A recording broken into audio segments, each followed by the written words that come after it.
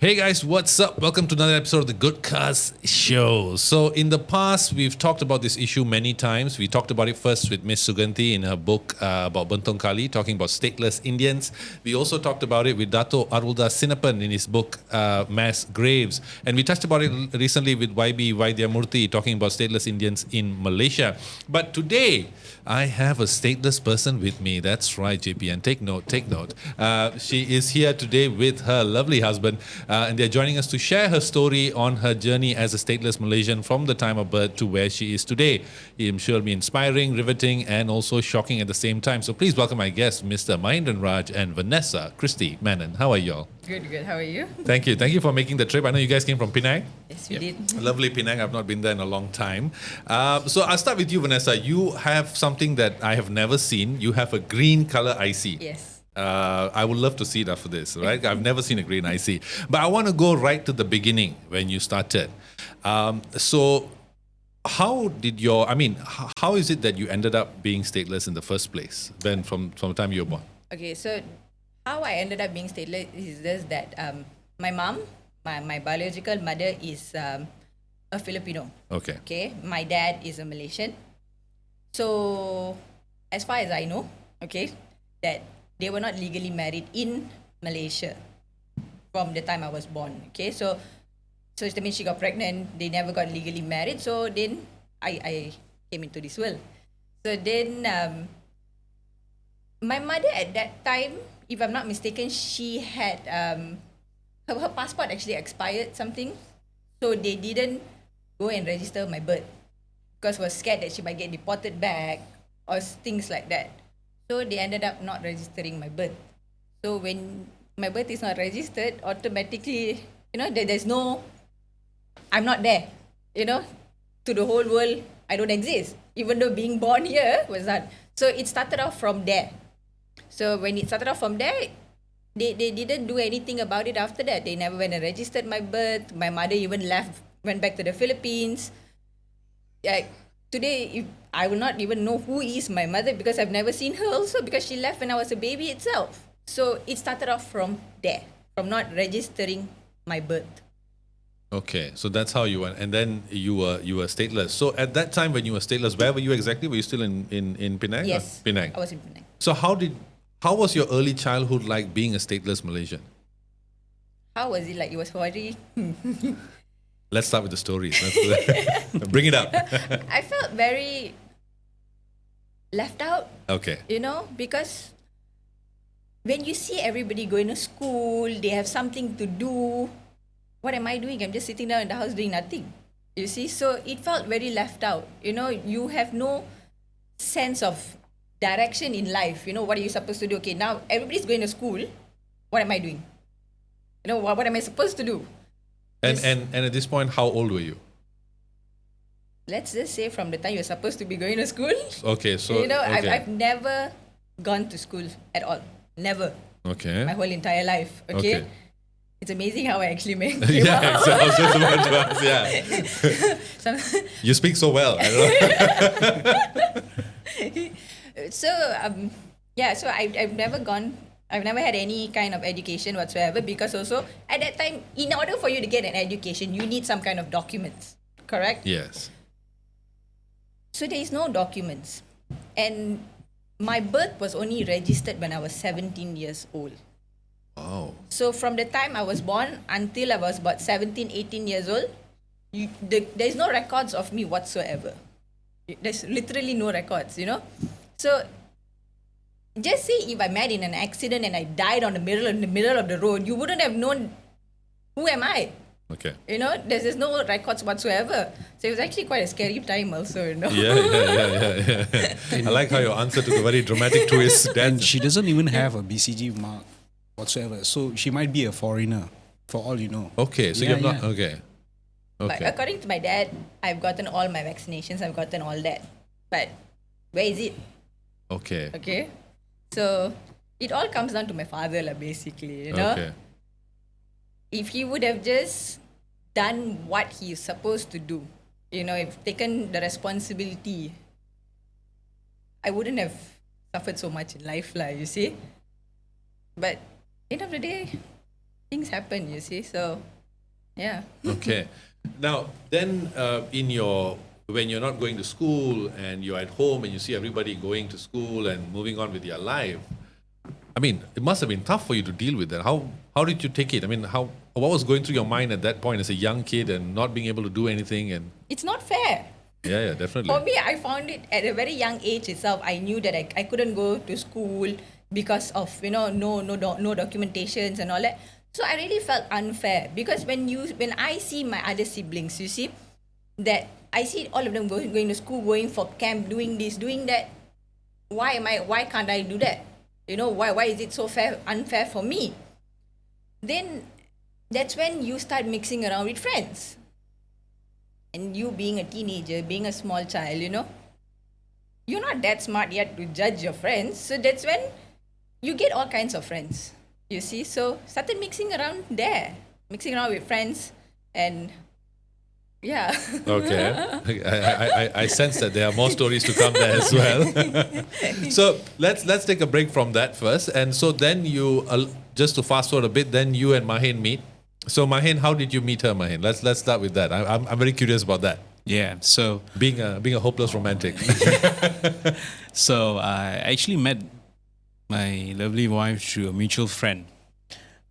So we were out for a couple of drinks and all, and she was working in a restaurant which shall I not be naming in this podcast. Okay. So we met a couple of times, and I grew some sense of attractiveness towards my wife, and she was pretty much down to earth. She was quite stuck up, I would say, the first meet, and yeah, so I had to put These in some. stateless people, I tell you, and their arrogance. Yeah. So I took the effort to meet her up, and yeah, I still remember vaguely in my mind that first meetup was in Starbucks. She said she actually called me. She said, "You want to meet up?" I said, "Let's have a coffee." I said, "Okay." I was washing my car at the time. So I said, "Let's go and meet in Starbucks." So I went to Starbucks. The first time you date someone, you try to impress, head over heels, make sure that, I've there'll be a chance for a second date. We've all been there, yeah. Now, my wife, she was very blunt. Okay. She told what she is, what is the situation that she is in now. And she even showed her IC. And it was a green color one. That's the first time I'm seeing green color IC with expiry date. Okay. I thought she was like a special person, because all of us have blue. all of us have blue IC. My friends, all my friends and my relative, all my life I know I've seen only blue IC lah. Yeah. That's you have to get it, otherwise, there's something wrong somewhere lah. So she told me that this is my IC. This is my I've got a green IC and I've got a son. I was like, what? I was like, oh, okay. Because this is the first time I'm dating a person who is, like being very brutally honest, which, kind of like shocked me. At the same time, I love honest person because my father once told me, honesty is the best policy. Yeah. And you don't have many people with honest relationship. So as time went on, and we went for dates, and she became a very, very interesting person that I if I don't speak to her or don't meet her, they wouldn't be complete. So we kept on dating. We kept it very low profile. We didn't want our friends to know, especially our mutual friend. So why did you keep it low profile though? Was it the one thing is because we didn't want to give our friend hopes. We didn't want to give ourselves also hopes. Okay, okay. Because I came from a very, very strict family. Okay. You know how Indian families are. Yeah. You get married to a person who doesn't have baggages. Let alone a green IC. I mean, Yeah. What is that? So we kept it very low profile. And eventually we told our friends. Our friends were shocked because they have never expected both of us, because we were like titans. She's hard-headed and I'm very, I get angry very fast and high-tempered. So he said, my friends asked me, is this going to work out? You sure? Do you know Vanessa is quite stubborn and she's, very hot-tempered person? I say, yeah, I know. That was like 3-4 years ago. Yeah. 3-4 years ago. Yeah. So we didn't. She said, "Let's just go with the flow." And today, 2 years married. Okay, nice. 2 years married. Still living every day has its final moments for us. She's a type of person who's happy-go-lucky, knowing what she has gone through in life. All I can say is I've married a very incredible person who has lots of patience, and also a sense of humor. Nice. So, I mean, definitely, I would agree. To go through what you went through, you need patience and perseverance and a strength about you. So now you back to that. Let's find out some more tidbits from your past. You say that after that you met a group of people and friends and you hung out with them. But in my discussion with Ms. Suganti, she wrote a book about stateless Indians. And one of the concerns that she raised was that the concern that stateless people can be very easily absorbed into crime because the fact that they are ghosts, right? They don't have any records. You can't find Correct. them. Were you ever tempted, or did you ever come face to face with that? No, but I had friends.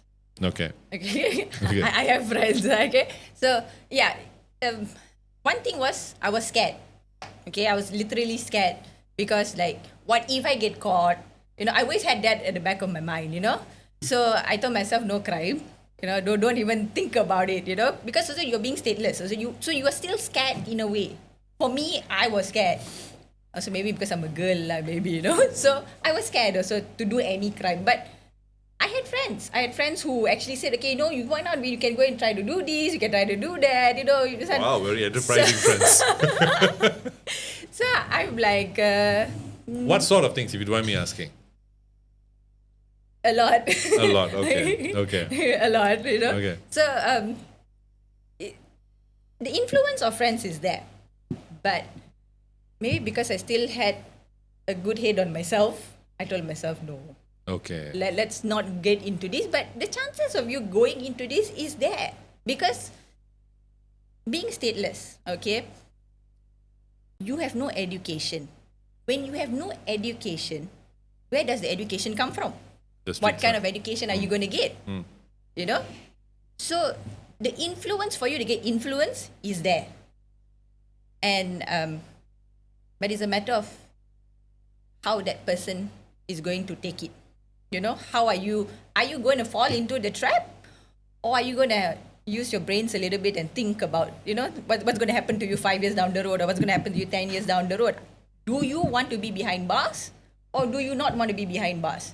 So I decided not to go behind bars, so I decided not to go into that road, but the chances are there, especially for those who wants to look for money.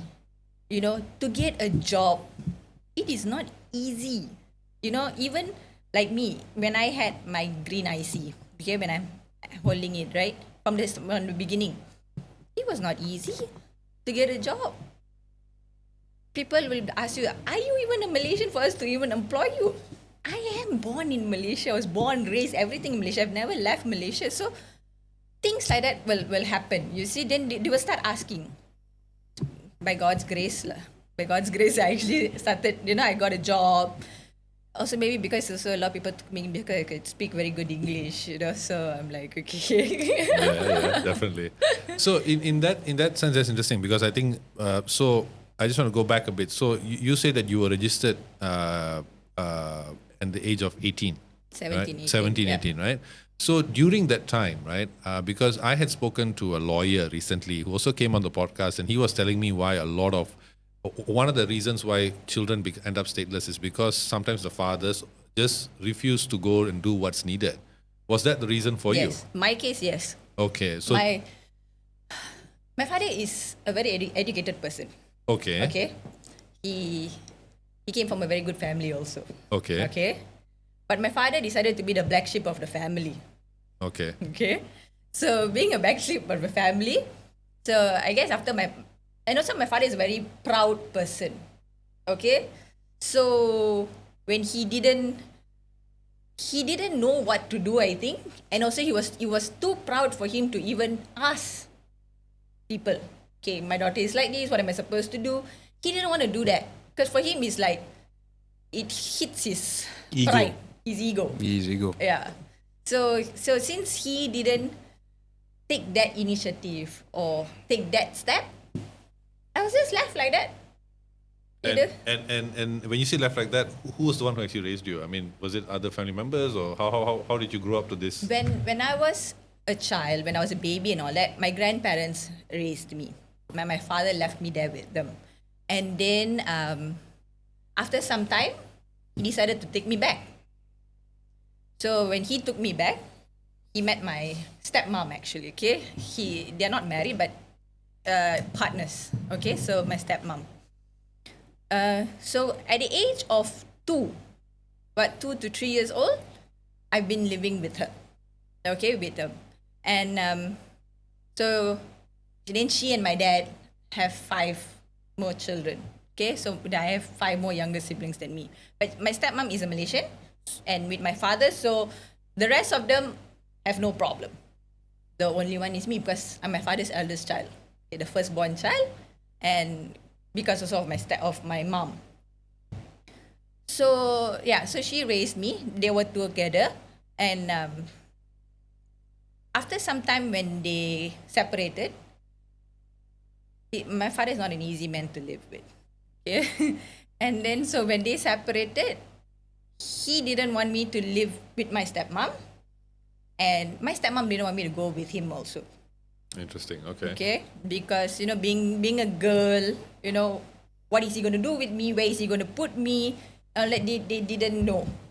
So in Penang, I was actually going to an orphanage. Okay, so this orphanage, I used to go there to just have tuition. Just to bring teachers in to teach children there. Homeschooling lah. Homeschooling. Yeah. Okay.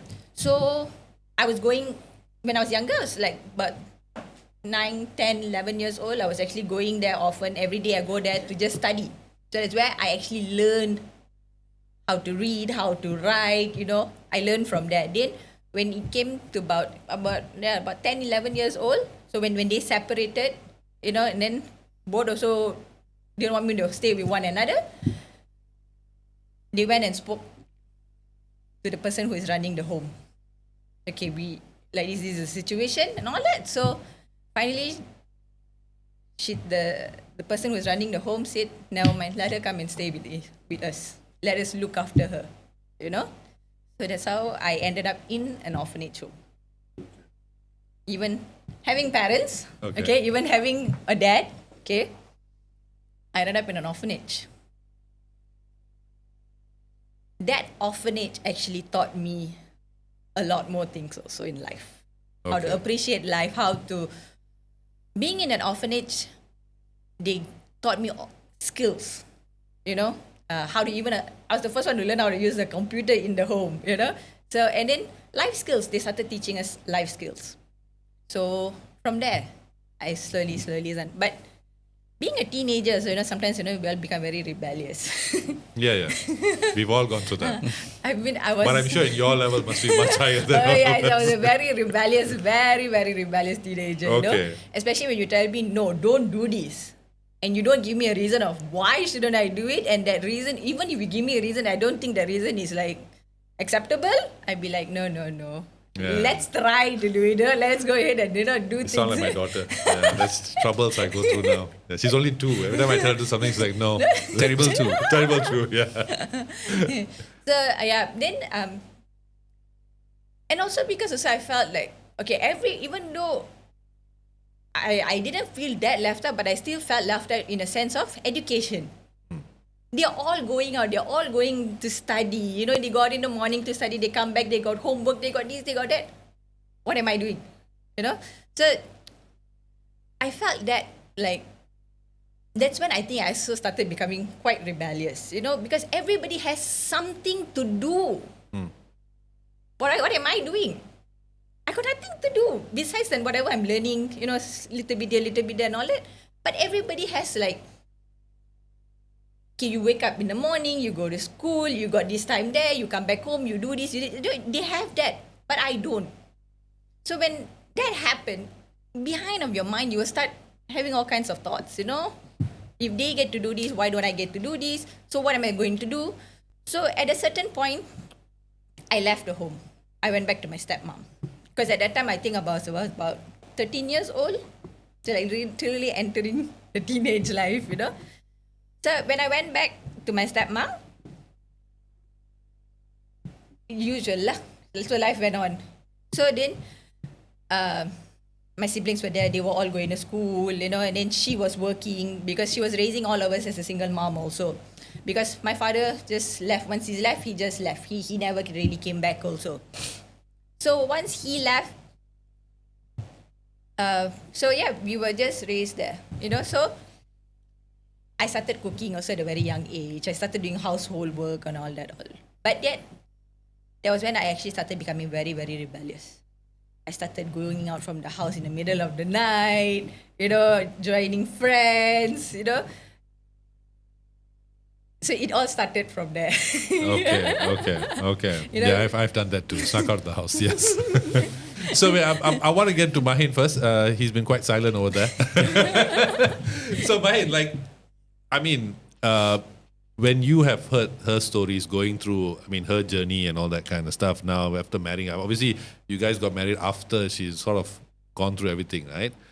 What is your perspective on this whole issue of statelessness? I mean, do you question, I mean, like, what are your frustrations with it? Actually, when I started dating her, I started doing a lot of reading because I'm a person who likes to read a lot. So Yeah, you're an IT, right? Yeah. Makes sense. So when I started reading a lot about the statelessness, you know, what actually really bothers me is our neighboring country, Singapore. They have about 1,109 people who is stateless. So when you go back to the east of Malaysia, Sabah, there's 700,000 stateless people. And over here in Peninsula, unknown numbers. It's not recorded. So, yes, the current government is doing a great job, fantastic job compared to the previous government. What actually really bothers me is there is no systematic SOP or whatsoever in JPN, you know. There's no way that you can go and solve this matter. Yeah. It's like running up and down, and a lot of things that you need to actually, especially documentation. When you ask a stateless person about documentation, they ask, what is that? They've never been to school. They don't have education. So how do you expect them to actually get their documentation so that, you know, it can be processed at least one step at a time, you know? So not many people who are able to actually help them because not a lot of people aware about the stateless. Take for me example. 3 years ago, I didn't know anything about stateless. Yeah, same here. Yeah. I didn't know. It was zero knowledge. At least from now, after getting married to my wife, I started reading the federal constitution. It's like 187 pages. My goodness, you've read that? Yeah. He has too much of free time. But they recently made an amendment, right, to the word parent. It now can cover male father and mother. Correct. So that has been done, correct? Yes, Okay. correct. Okay. That has been done. And it is, it's federal constitution states very simple. If you're born in the soil of the federation, you will attain the citizenship of Malaysian. And that's just a one-liner, you know. It says they're operational by law. So without a doubt, you know, nobody can challenge that. But regardless, saying that, a lot of people are still stateless. Really, I pity those who are actually staying in the estates, Yeah, so that's an interesting point because when I look at Vanessa now, I mean, you are working and you've built a career for yourself, which is truly inspiring. But do you think that, I mean, especially from you, because you're like sort of like from a third party perspective, right? And you've read about this and you sort of, and I think, I mean, when you look at her situation, do you think that she's had it better than other people who maybe have had it worse? I think my wife is actually a street smart person. Not everyone is a street smart person. You can be book smart. I don't think so. A book smart person will able to live in the street. They'll definitely need some guidance. But my wife here, she's gone through a lot. She had told me stories that actually threw me off the chair. Can we hear one of them? I've been trying to dig it up, but it's not coming. She doesn't want to actually say it out because it could be a bad perspective on a stateless person. What are the things they have done. I'm sure if you watch the movie Abang Ade, fantastic movie. It says it all as a stateless person. It's sad, but it's true, sometimes I wonder if I'm actually doing this out of pity for my wife. It disheartens me actually. And she's still strong as a person, As an individual, she doesn't give up. For instance, I can give you, I got retrenched in 2021. Yeah. And our wedding was in 2022. Wow. Okay. And I went to her and said, how are we going to do this? I said, no, don't worry. We will do this. We'll able to get the funds and we'll do it. I guess because it's that mentality that if you've been through that, you can go do through anything. anything. Just nuts. Yeah, for her it's just peanuts, she's gone through a lot. And we did it, She said, don't worry, we will do it. We'll do it, sweetheart, we'll do it. I was like, never thinks for like ahead. I always think like 1 week and 1 year ahead and 2 years He ahead. thinks about 3 years down the road. I know. I'm like, In no, my I'm case, the role is reversed. I don't think about tomorrow. I just do it. Yeah. My wife is on the plans. Okay. Yeah, she lives for the moment, Okay. I don't live for the moment. I always like make sure that there's food on the table and, because I'm the provider. Last time, if I don't have a job, it's just only me. I just eat Exactly. Maggi mee and then eat bread and then sleep. I miss those days. Now I've got a son, I've got a wife to feed. So I said, how are you going to do this? And she had a job. She had a very stable job. And not many women will do this. She stayed through the thin times, like very difficult times that I didn't have a job, I was doing odd jobs. And so she was there to support me emotionally and also financially.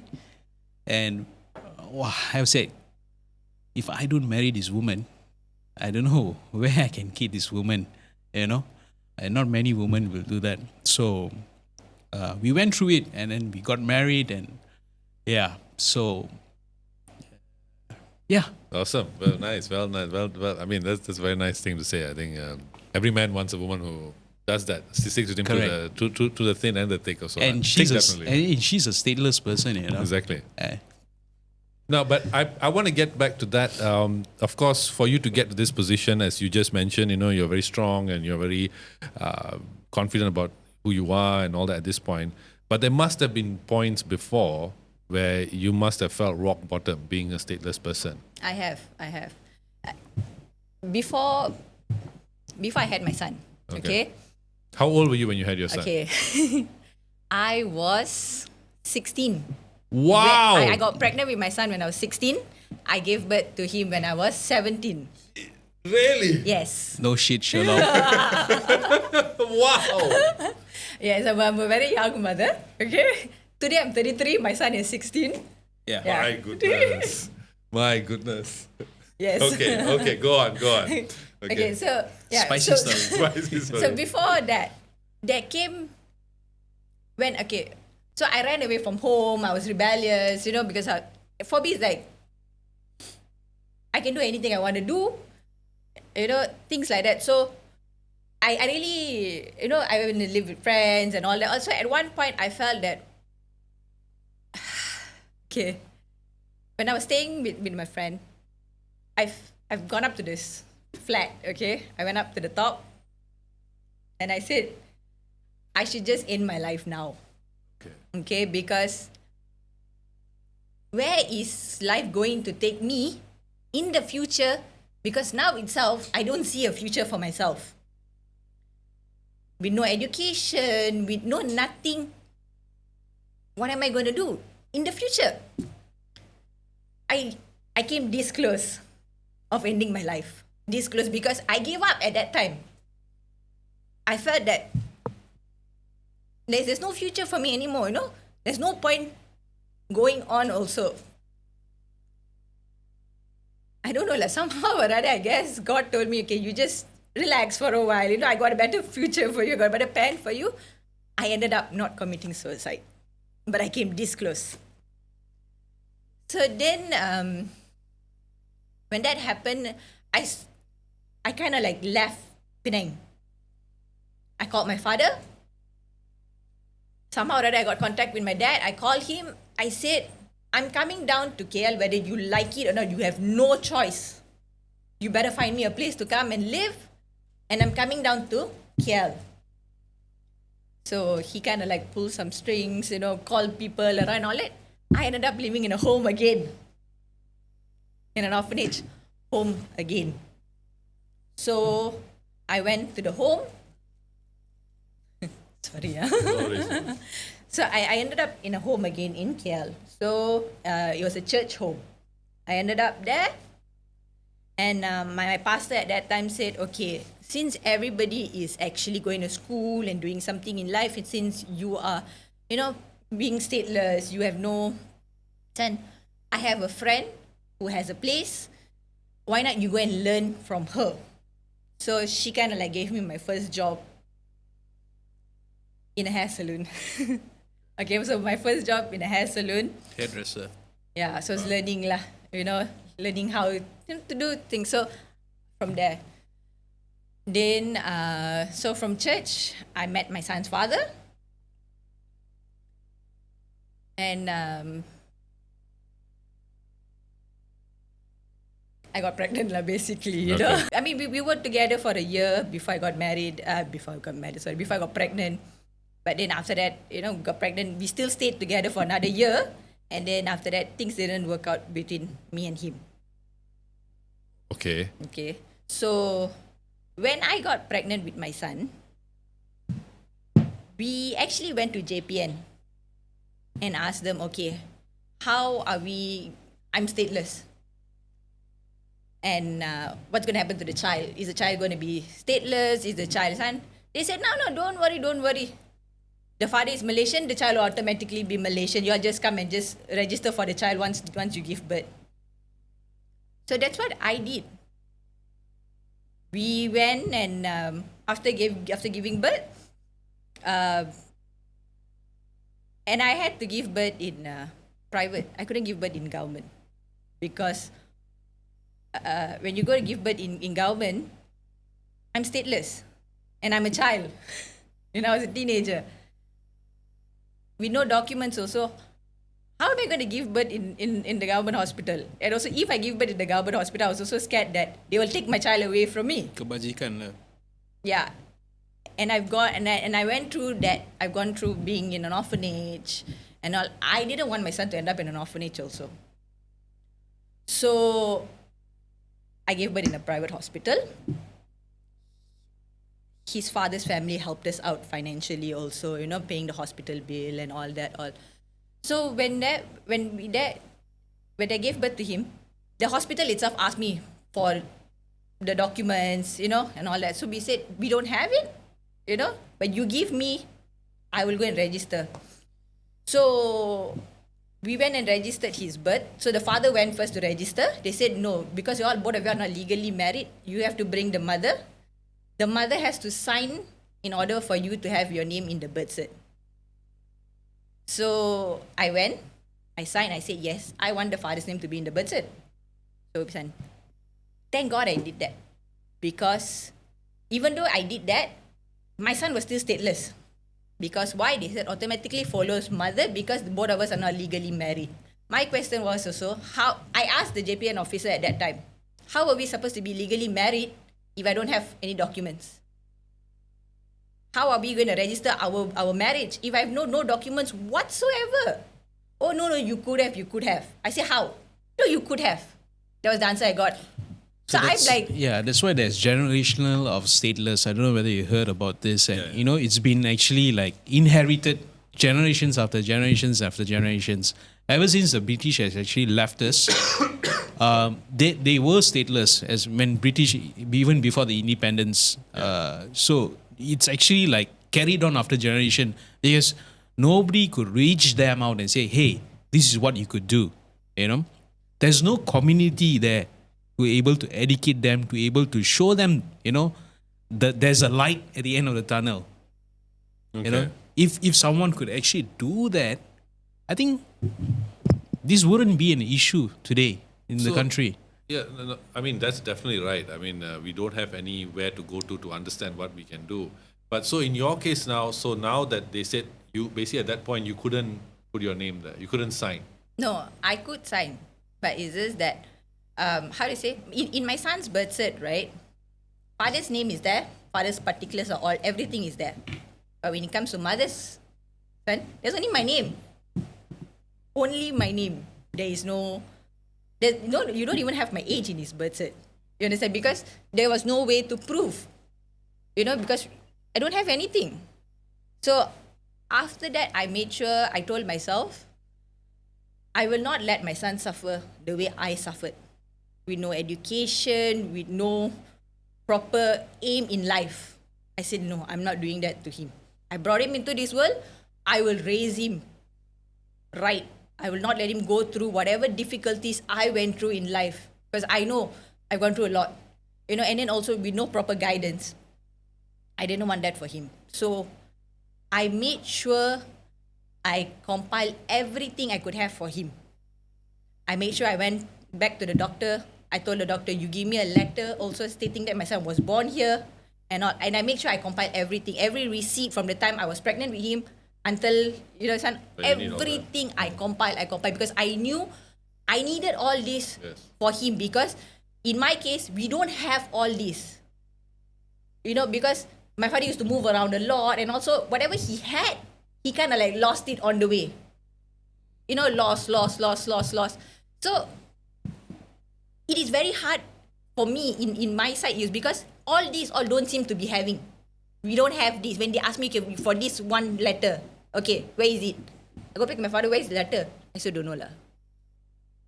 So I made sure, if you see at home, I have a file this thick. It's seriously this thick very thick. For all the documentations and everything. receipts, and even going to tuition receipts and everything prove that the child actually is in Malaysia, studied in Malaysia, you know, and make sure I kept everything. Yeah, everything I documented, I kept, I filed, compiled, until, because also at that time also, I didn't know, okay, now from here, where do we go for him? You know, what is the next step to take for him? How is he going to be a Malaysian? Because father, through and through, is a Malaysian. His father is through and through a Malaysian. My father is through and through a Malaysian. But yet the both of us cannot get our citizenship. Is because not legally married. But by law, it's okay, right? You don't have to be legally married, right? Am I correct in saying that? I thought that was the term. But then the child will carry the mother's citizenship. Yeah. Not the father. Not the father. Not the father. Oh, really? Yeah. Okay. Actually, I was quite surprised when it came to this. Yeah, when I found out also, because for me also, all this while, I also thought that citizenship comes from the father side. not from the mother. But end up, they're saying, no, it comes from the mother. If your parents are not legally married, by law, you're not legally married, and the parent, one of the parents is, like, for me, my mother is a Filipino, so I'm automatically a Filipino. I'm like, how am I a Filipino? It doesn't make sense.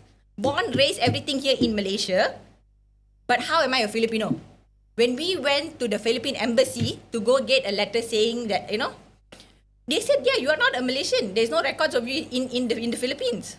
So how are you a Filipino? I said, that's the same question I'm also asking. How am I a Filipino when I'm not even a Filipino? Just because by blood, you know, my mother said I'm a Filipino, that doesn't mean I am a Filipino. I'm here. I was born here, raised here.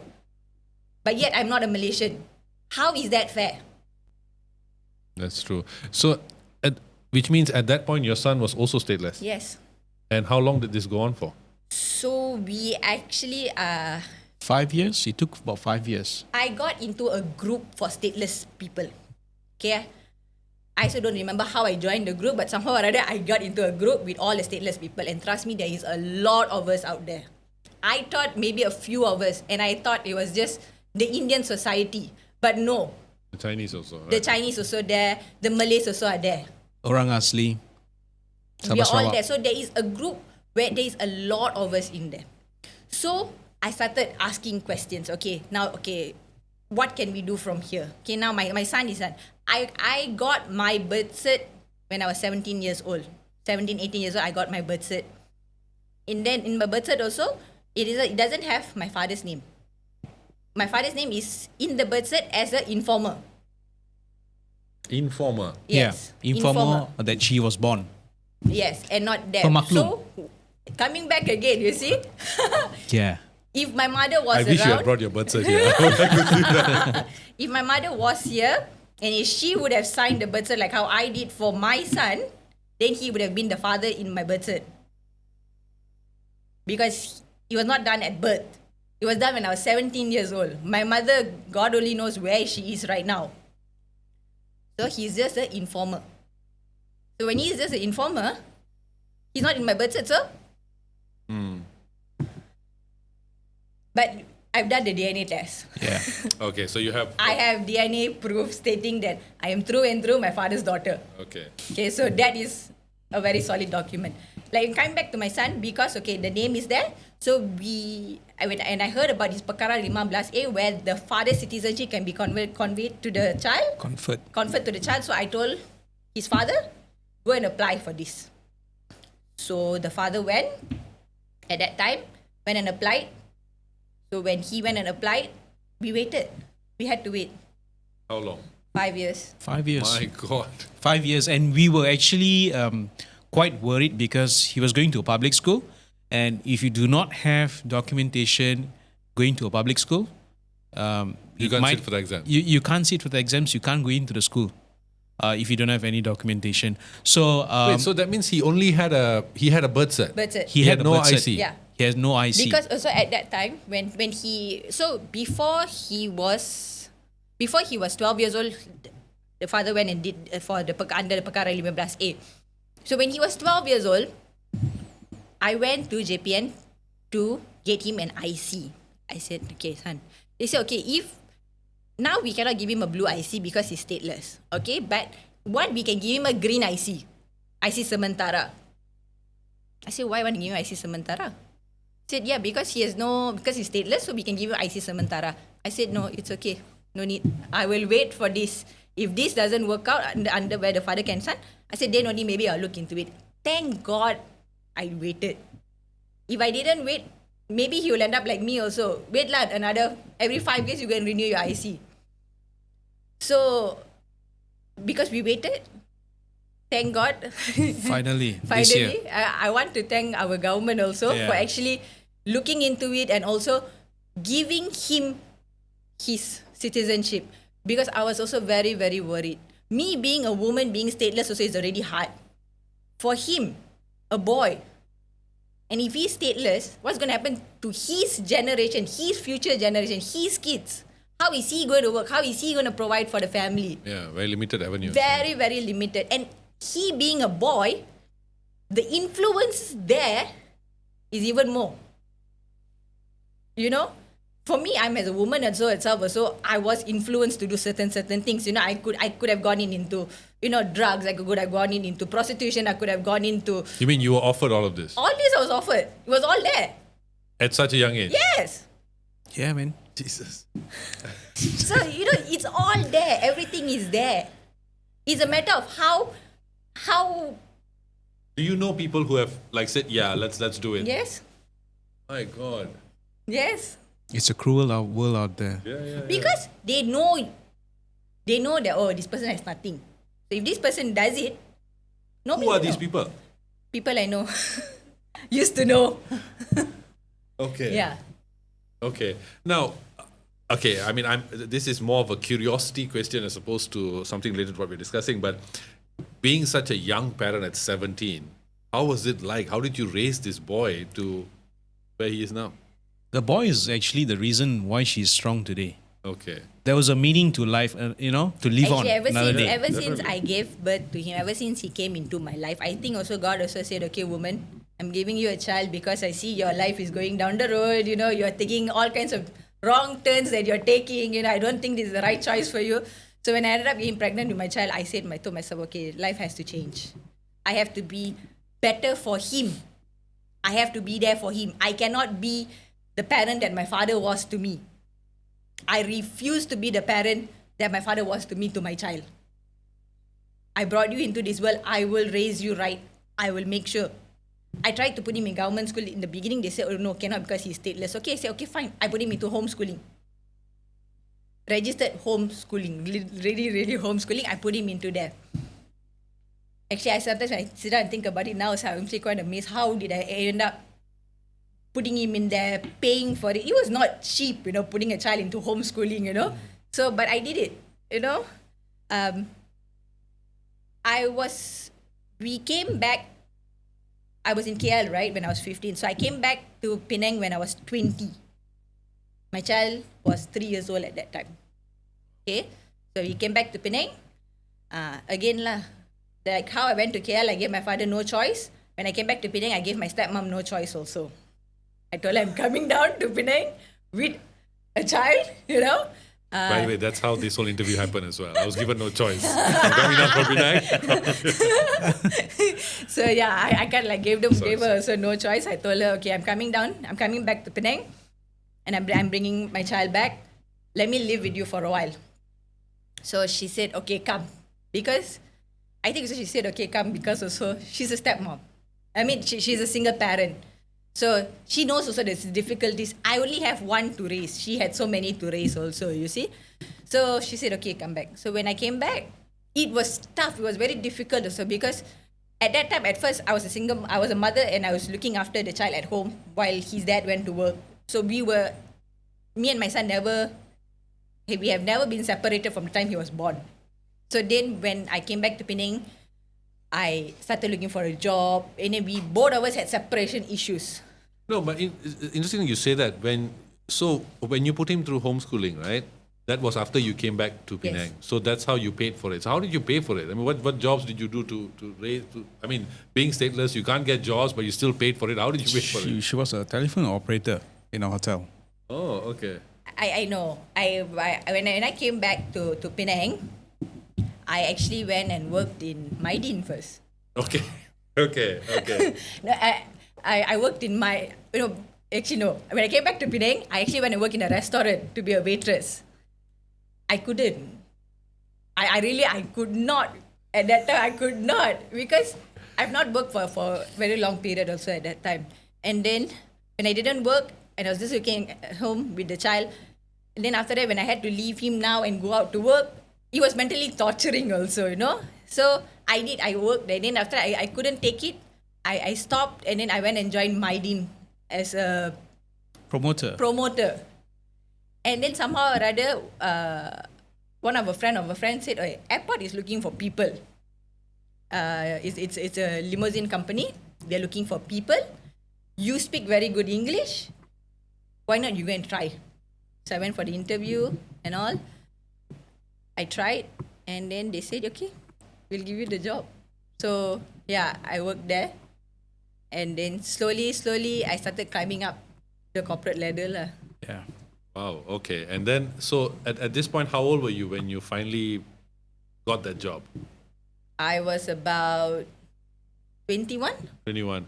So is it safe to say that after that things got much easier? You were just focused on your son, and then you were having a job, and things became a bit more stable at that point? A little bit more stable, yes. Okay.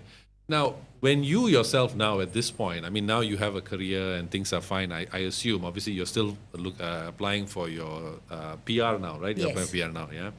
So we hope she gets it. Otherwise, Fingers she'll come down crossed. to office and demand for it. But what is your view on this current issue that we have with the whole statelessness thing? Do you ever ponder as to, like, Why don't they just give out the ICs? Or what's your overall take on it? My overall take is, if we don't stop this cycle now, okay, especially for children, you must understand one thing. We as children, okay, me, my son, and all those who are stateless here, we never asked to be born into this world. We never asked to be stateless. We never did. Okay, we don't even want to. We just want what is right for us. Like for myself, it was my father's mistake. For my son, yes, he came into this world. Yes, it was my mistake, but I lived up to it. I owned to it. And I said, no, my son should not be what I became. Should not be stateless. My son should have a better future, brighter future than me. He doesn't need to struggle in life. I struggle so much. Sometimes I think if I would have had the proper education, if I would have had the proper guidance, I would have been somebody today. I could have been a doctor, I could have been a lawyer, I could be something. She wouldn't have married me. Yeah. Things like that. I didn't want my son to go through that. That's why I fought tooth and nail, and I make sure that, even though I could not physically be there to run around also, but I made sure his father did. His father's mother did. There was a lot of running around with it, especially when I was younger, when I went running around for my things also. We went to so many places. I went to so many government offices. Okay? I went to NGOs.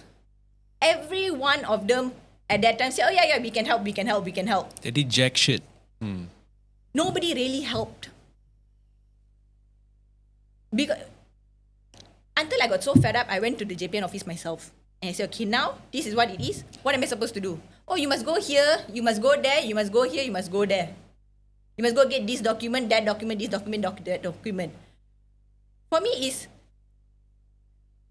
the government office, especially JPN and all that, when it comes to statelessness, for me, at least, it was a little bit more easier because I had, like my father's siblings were there for me. Okay?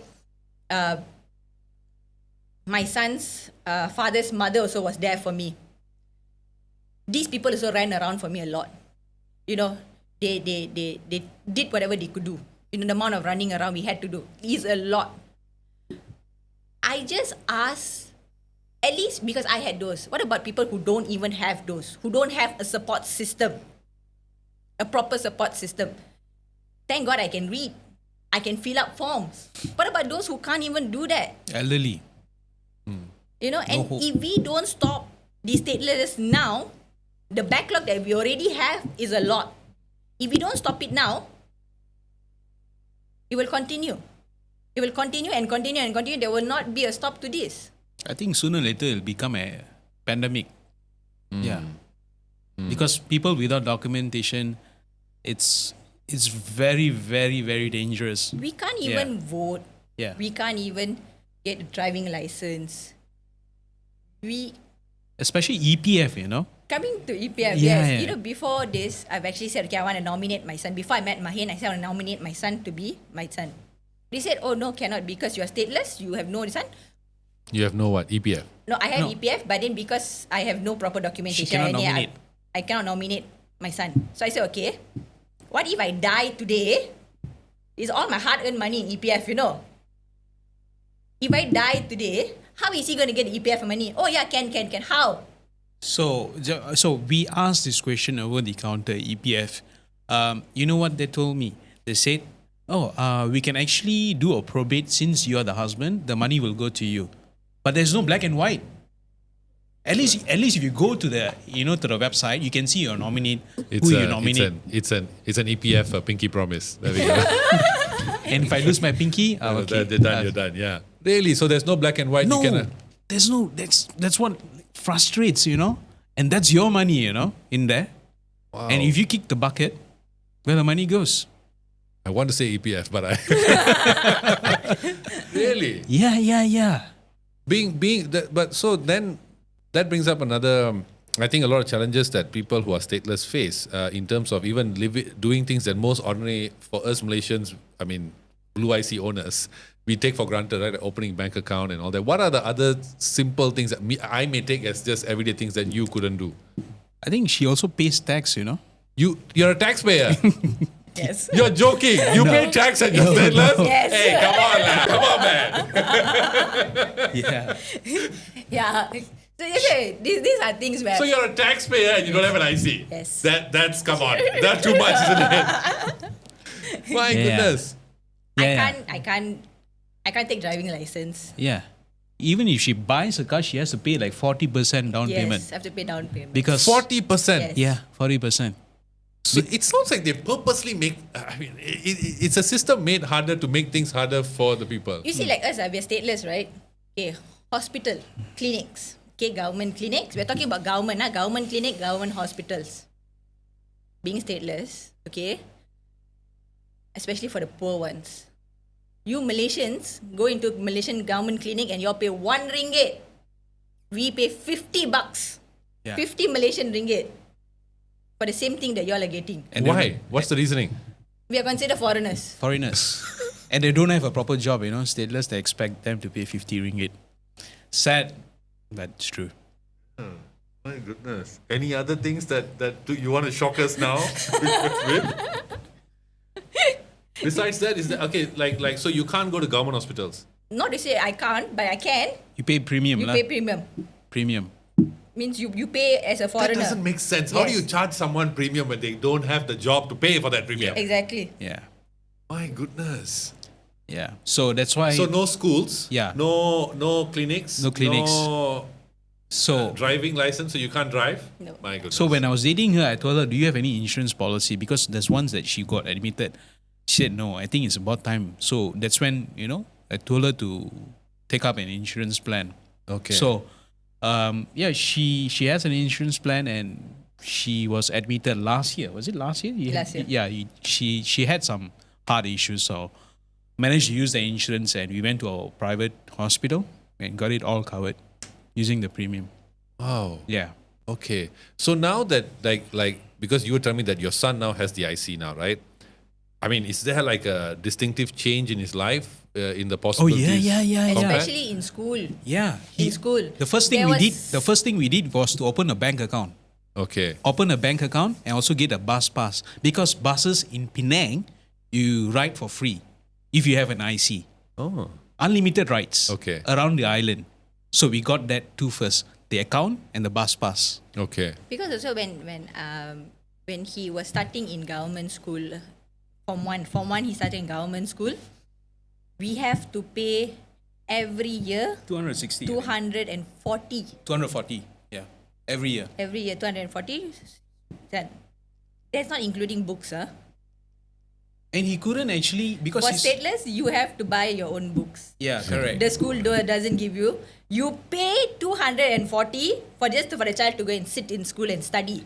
Books you pay yourself. And then some state competition like Scrabbles, All my son couldn't enter. He couldn't. Whatever he couldn't, got to do with the school Yeah, he and couldn't. He couldn't attend. the government, he couldn't attend. And he Because was he so heartbroken. Yeah. He was so frustrated. He was so heartbroken. Ma, I want to join this. But But I then can't. you're telling me cannot because I'm not Malaysian. How, ma? I saw You know, when a child says that to you as a parent, I think we also I want to helpless like that. cry, Yeah. You can ask Mahin So- sometimes whenever he comes back, before he got his IC, so many times he can tell me, Ma, I want to join this, but now I cannot. Ma, I have sat and I've cried because it is so sad for a child who has a bright future, who wants to do things, unable to do it because of this. He's a smart chap, huh?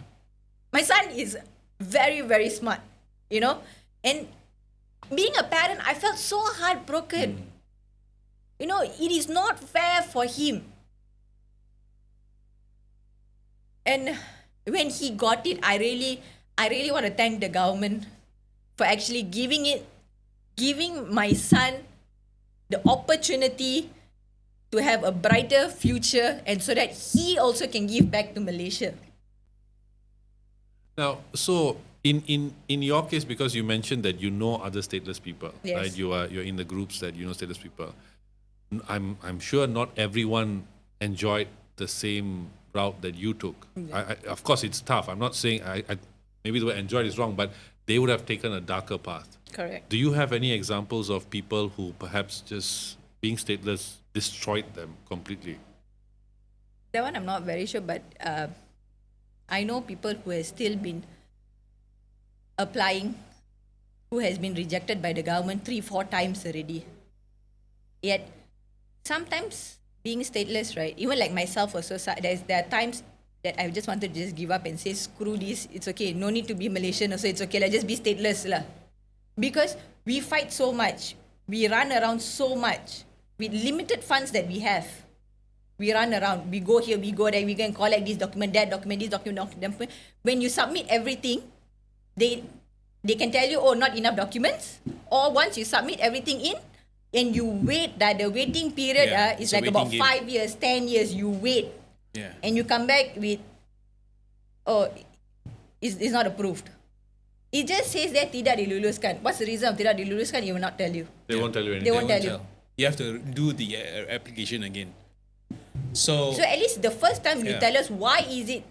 So we can know This what was the reason, we can correct it, but they do not actually give out a reason. No, there's no reasoning behind why it was not approved, and was it your documents, was it something else, or you were not promising to the government that we should grant you citizenship. So at least if you come up with that, we understand. No, something can be done. But if you do not give a reason and just reject you, you're sitting in an examination, you get 96. You should know the reason why you got 96 instead of 100. Okay, you did mistakes, and then you can actually learn from the mistakes. But like Vanessa was saying, it's challenging. It's challenging, and sometimes those people who've been waiting for 10, 15 years, they do not have a support system. Sometimes she gives up. I said, no. We got to keep on fighting. We got to keep on trying, until there are a couple of events that she said she doesn't want to go because she has attended events like, Datuk Sri Anwar Ibrahim. He came to Penang and we were there. We actually attended the event. She didn't want to go because she said, why should we go? Is there anything we could get from it? I said, let's just go, just attend those events and get some information. How do we go about it? Because we were left in the dark, She didn't know. She pretty much I wouldn't say she given up hope, but she was there. I had to pull her back and say, no, let's do it, I told her a couple of times, before I kick the bucket, I'll make sure that you get your citizenship. If I kick the bucket and she doesn't get a citizenship, I think my soul wouldn't be resting in peace. Yeah. Now I feel that since I'm married to Mahin, it's your responsibility now. Because wow. I guess marriage with a stateless or state woman is the same thing. I love the challenge. I told him, I told him I am tired also of running around and I've done so much already. Since now I'm married to you, okay, I pass the baton to you. You go do the running around for me. You go and find out things for me. You do that now. You let me have some peace of mind now. So I give it to you. There's responsibility to handle it. Yeah. To handle it. It's all on you now, what man. am I supposed to do? Let's see what happens. But you're a taxpayer, so I was not expecting that. That shocked me. I was like, I don't think we will take tax from her, but well, apparently we do. Do you consider yourself Malaysian? Yes. Despite what has happened, the Yes. treatment, you still consider yourself Malaysian? Okay. I do. You do. I do. I've never left Malaysia. I've never left it. I've been in Malaysia for the past 33 years now. So let's be more specific. Only Peninsula. Only Only Yeah. Peninsula. I've And never. sometimes Langkawi lah. Just well, to that's experience really experience of taking a flight. Overseas. to look at the Thai border. Wow. So yeah, I love Malaysia. Okay. I want to be here. Where am I going to go? You see? I just want to be treated fairly as a Malaysian. Because I know if I become a Malaysian citizen, I will not take for granted what you all take for granted on a daily basis. Yeah, definitely. Definitely. I would. So I just hope that the government will look into it. Not only for me, but for all the other stateless community out there. There's so many of them, especially children, babies. Yeah. Like I said, it is not our fault. It is our parents' fault. Why is the government punishing us for our parents' mistakes? Which is not right, if you ask me. That's I feel that the government should put an end to all the statelessness now, before another generation of statelessness be born. Help us also understand what we can do or how we can go about. If the government wants to punish anybody also, they should punish the parents for doing this to their children. And also, before this could even happen, they should actually give us a proper guideline itself already. Now they are saying, oh, y'all should have been married. Why wasn't this even informed in the beginning itself? You see? If this was okay, for every child's birth, for every son, both parents have to be right. I understand that. Coming back also, what if you were raped? What if you were raped and you carry the child to full term? You are stateless already, right? You carry the child to full term and the child also is become stateless. How are you supposed to register for that child if you were raped?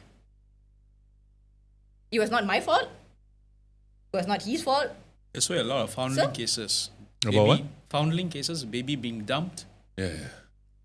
It's easy to say yes, the parents should be registered in order legally married for the child's son. What about those kind of cases? Did anybody think about that? Poor innocent souls. Yeah, just left there. Yeah. But, I mean, human beings generally in our makeup, we like to treat the weakest. We like power over people, right? That's our biggest, one of our It's flaws. been there since Roman Empire. Roman Empire. I mean, from the time of beginning, like, Yeah. how were the people around you when you were growing up, especially in your teenagers and all that, or maybe I guess young teens I mean, now you're an adult, so people will know their boundaries around you. But before this, when you were sort of figuring all this out, how was the general attitude towards you? Okay. A lot of people actually didn't know I was stateless. Okay. I never showed people that I was stateless. Okay. Even until today, a lot of people don't know that I'm stateless. Okay. Don't ask me how I did it, but I did it. Well, to be fair, I've never met someone who says, "Hey, hi, are you Malaysian?" Show me your IC. There's a lot of people actually don't know. But those who knew kind of like took pity on me, your son. And I don't like people pitying me. Okay, I really don't like that. I'm not a charity case for people to be pityful at me. There's so many out there which you really need to pity and you really need to help. And if help means, I mean really help people.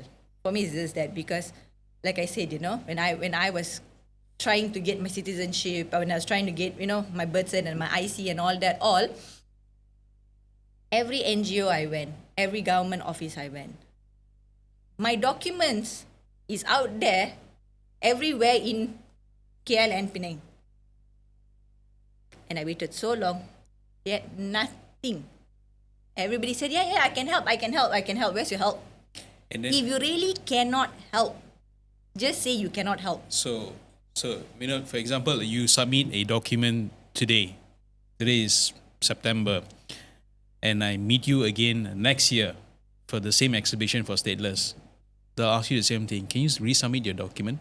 So what happened to the document I submitted to you last year? Wait, sorry, what do you say? Exhibition for the stateless? What is that? So that means they have NGOs actually, they put up booth, so that stateless can actually go there and submit their documents so that the NGO can actually somehow or other help them, in compiling the documentation and submit it to JPN. So they'll keep asking you for document year after year, and she got sick and tired of that, And it happened to me as well when I submitted document for Vanessa and the son. They asked me the document again. I was a bit triggered already. So what happened? The document I sent you like 6 months ago.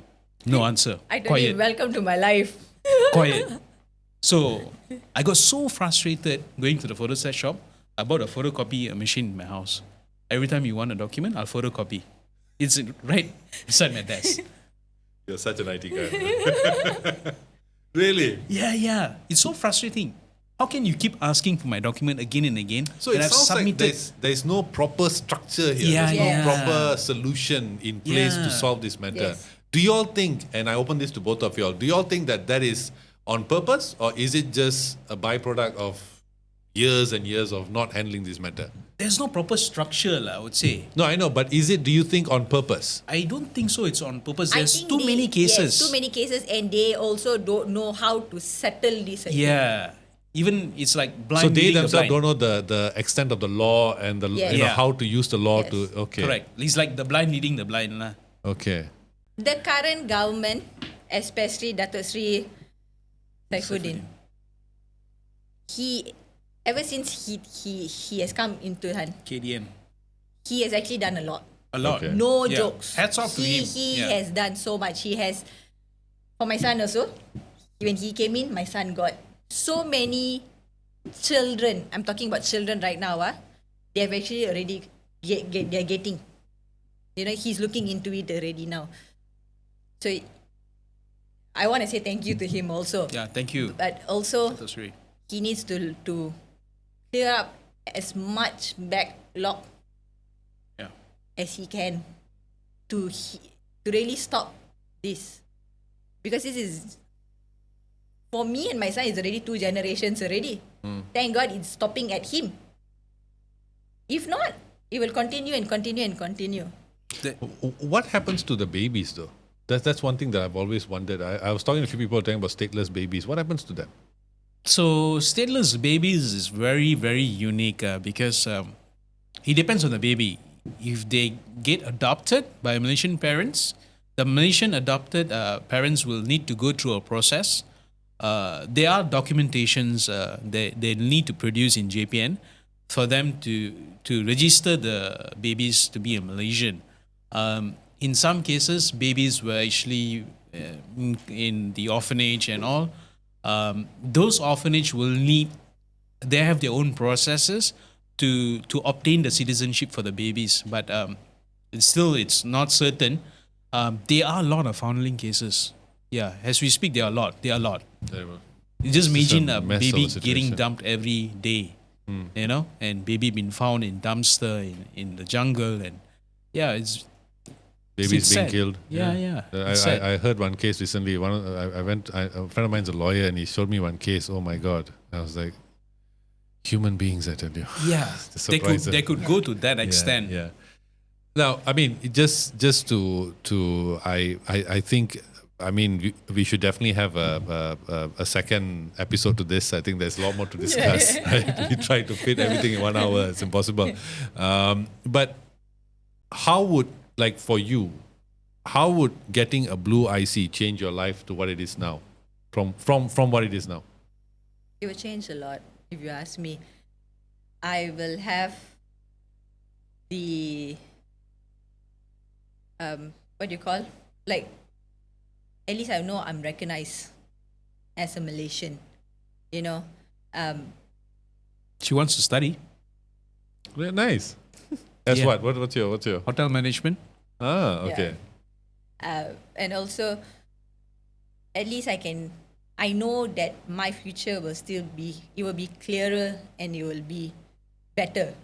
Because right now, living in limbo, you're not here nor there, is scary. It's very, very scary, because you don't know, like right now, if everything has been submitted, you don't know whether it's going to be approved or it's going to be rejected. You're still in limbo. And if I get my citizenship or even getting PR, that's even more, it will really change my future. It will really change from now what will I be able to do. I'll be able to give back, at least once I get this, I can help those who are actually stateless. I can actually, because now I already know what are the processes, what you need to do, how much you need running around. At least I can go and help them out and also try my best to get them something also. Yeah, we have actually documented the journey. I've actually done it. So once we have, it's proven that this way actually works. So we can actually help others who in dire situation, helpless. That's our goal. Okay. Yeah, Okay. to help others. Just one more thing. Once you all submit your applications in or whatever documents you submit, the waiting period is unknown, is it? Unknown. It's indefinite. Indefinite. You just wait one day till you get a call. Yep, exactly. Or we need to go to the website and put the IC number in, and then we'll see the status. Okay. Yeah. And you're never told why it's rejected, and you're never told nothing. You just gotta apply. How many times have you applied? For now, PR, my first time. First time. All right. So we hope it gets approved. I mean, seeing after all the compliments you gave to Dato Saiful, I think he has to say yes. Plus, he's a taxpayer, man. No, thank you guys so much for coming on. I wish we had more time, but I think we will definitely do a second one. Maybe this time I will come to Penang and meet you all, Sure. and you all can show me. Most welcome. Come Yeah. to Penang Penang. welcomes you with the open. Oh, please. I miss the food. I miss everything. I miss traveling. I just had my second child, so I need a break, man. I need a break. But thank you so much. I wish you all the best. And Thank you for hope- having us. No, yeah. Thank you for getting in touch. I was, I would say this is the toughest interview I've had to do because it's tough when you keep getting hit by Yeah. shocks and your brain has to like, oh, what do I ask to now? You're comprehending. But I mean, your story about how, I can't imagine it. I don't think I would have survived. Yeah. Me too. I'm not street smart, neither am I book smart. So I don't know. Actually, yeah, like now also I sit down and think. I've told Mahin this so many times, but sometimes when I sit down and think about it, I'm like, wow. You came this far. How did I asked him, how did I make it this far, Yeah. Because sometimes I used to say, I think to myself, how did I do this? Maybe also say, being a woman, especially a mother, you will do whatever you need to do to make sure that especially your child does not suffer in life. Yeah. Yeah, that's true. I think when you have children, it lends you a more focus and seriousness Yes. and determination. Yeah, but no, but that's one thing. But I think before that, being it's tough, man. It's tough. I would not have survived. I'm a softie. But thank you again, let's meet up again one more time Sure. and do this, Definitely. discuss more in depth. So that's all we have today for you guys. This has been a very interesting episode. So please share your comments and. I can't wait to hear them, and please share and share the story, and hopefully it inspires others who are going through the current situation to actually see that there is light at the end of the tunnel. And hopefully to Dato Saifuddin, please approve her PR application. I think she please. please. Please. Till next time, guys, take care, and we'll see you soon. Bye.